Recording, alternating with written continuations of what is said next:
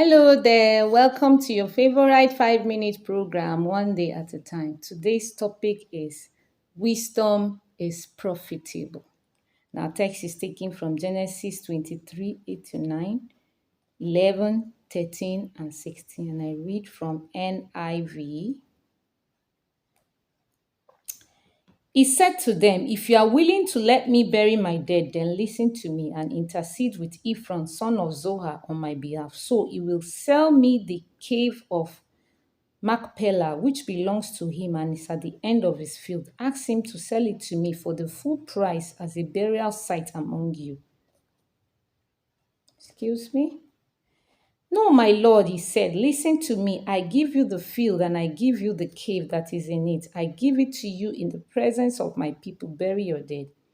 And he said to Ephron in their hearing, "Listen to me. If you will, I will pay the price of the field. Accept it from me, and so I can bury my dead." Abraham agreed to Ephron's terms and weighed out for him the price he had named in the hearing of the Hittites, 400 shekels of silver, according to the weight current among the merchants. In today's story, Abraham was displaying wisdom at its highest. He was being offered a piece of land to bury his dead wife for free. In fact, he already had in mind the particular piece of land he wanted, and he was telling everybody around that they should please intercede on his behalf. They should beg the man on his behalf to take a particular price, whatever he felt that the land costed at that time. He was willing to pay the full price. But this man said no, that he wanted to give it to Abraham at for free.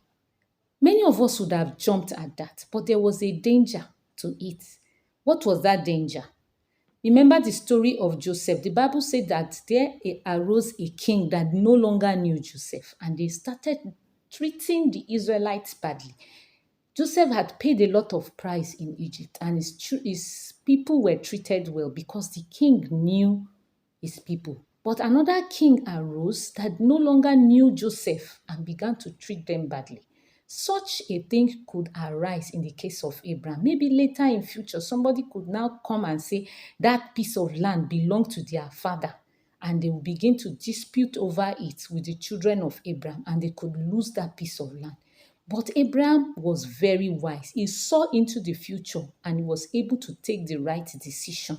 In our businesses, we must look into the future. Whatever we are doing, we must be very, very wise. Don't do things anyhow. Don't go into partnerships based on friendships alone.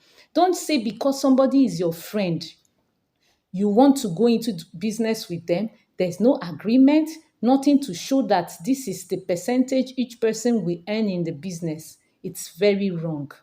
Abraham was here displaying wisdom. As children of God, we must display wisdom in whatever we are doing. He was offered that piece of land for free, but he did not take it like that. He paid the full price of it. Whatever we need to pay for, please ensure that you pay for it. If you buy things and you need receipts to show that it belongs to you, please go ahead and collect the receipts. Be wise as children of light. The Bible also says in Luke chapter 16, verse 9, "And I say unto you, make to yourselves friends of the mammon of unrighteousness, that when ye fail, they may receive you into everlasting habitations." What was the Bible talking about here? That we should make friends, make connections, so that when you have problems, you have people that you can fall back to. Be wise children of God. Abraham in today's story displayed that, and we should learn from it. Don't go into agreements based on just mere friendships. Things could arise in future that will battle with such things with you. There are times in life that you will need to show evidence that some things belong to you. So we must learn to act wisely. We must learn to act discreetly. In that Luke chapter 16, Jesus was telling a story, a parable about a master that had a servant who was very unjust, but he was wise, and Jesus praised him about his wisdom. We children of God, we must learn to be wiser. We must not do things anyhow. We must learn to be discreet. We must learn to do things the right way. Don't do things because you feel that a person is a fellow Christian or a fellow brother. Do things, document whatever needs to be documented, make agreements, write things down, show proofs of ownership.